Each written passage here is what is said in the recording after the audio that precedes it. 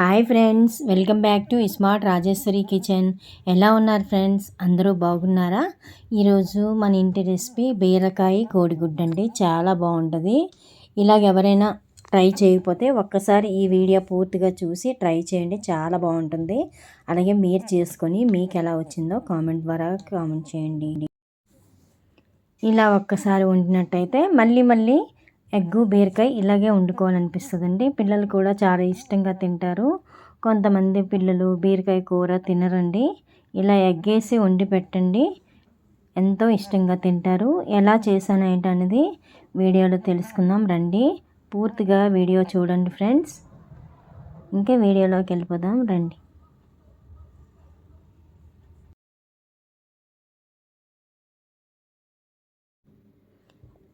ముందుగా ఎగ్స్ తీసుకొని ఉడకబెట్టుకొని తొక్క తీసుకొని 4 గాడులు పెట్టుకోవాలండి ఎగ్కి.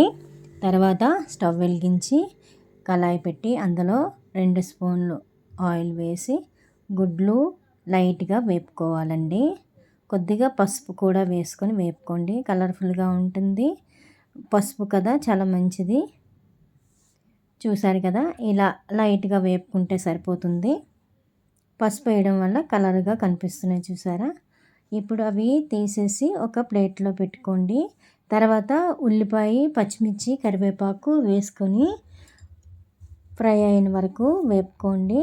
బ్రౌన్ కలరు ఉల్లిపాయ వచ్చే వరకు వేపండి. చాలా టేస్ట్గా ఉంటుందండి కర్రీ.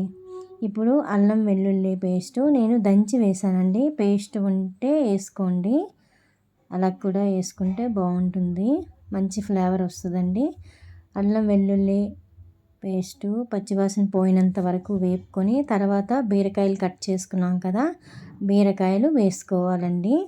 వేసుకొని అవి మెత్తగా మగ్గినంత వరకు మూత పెట్టి మగ్గనివ్వాలి. మధ్య మధ్యన కలుపుకుంటుండండి, ఎందుకంటే అడుగు పట్టేస్తాయి కదా. ఇంకా కొద్దిగా మగ్గితే సరిపోతుందండి. చూసారు కదా, మగ్గిన తర్వాత ఇప్పుడు టమాటాలు ఒక్కటి వేసుకోండి. మంచి ఎర్రగా పండిన టమాటీ ఒక్కటి వేసుకొని ఇలా ఒక్కసారి అంతా కలుపుకొని మూత పెట్టి టమాటీ మగ్గినంత వరకు మీడియంలో పెట్టుకొని మగ్గనివ్వాలండి. టమాటీ మెత్తగా బేగా అయిపోతుంది కదా.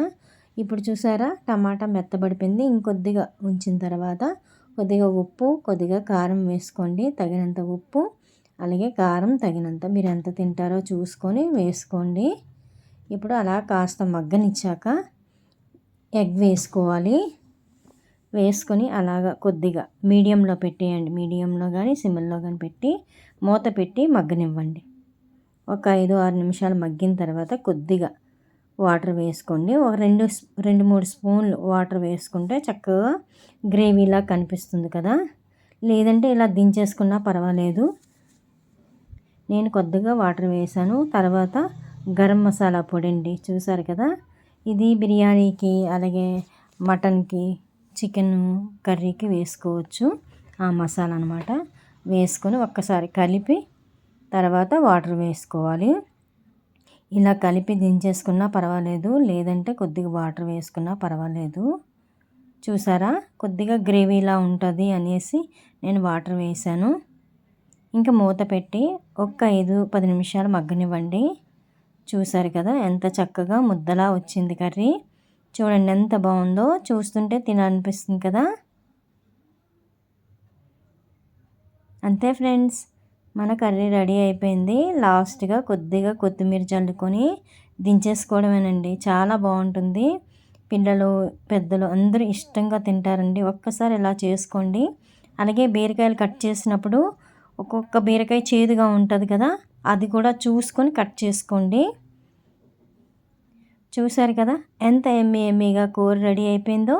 మీకు నచ్చిందా? మీకు నచ్చితే లైక్ చేయండి, షేర్ చేయండి, సబ్స్క్రైబ్ చేయండి. మళ్ళీ మంచి వీడియోతో మేము ముందు వస్తా friends. Thank you for watching. Bye friends. తప్పనిసరిగా మీరు చేసుకొని మీకు ఎలా వచ్చిందో కామెంట్ ద్వారా కామెంట్ చేయండి ఫ్రెండ్స్. చాలా బాగుంటుంది కర్రీ, చాలా ఇష్టంగా తింటారండి. చాలా చాలా బాగుంటుంది. Bye friends.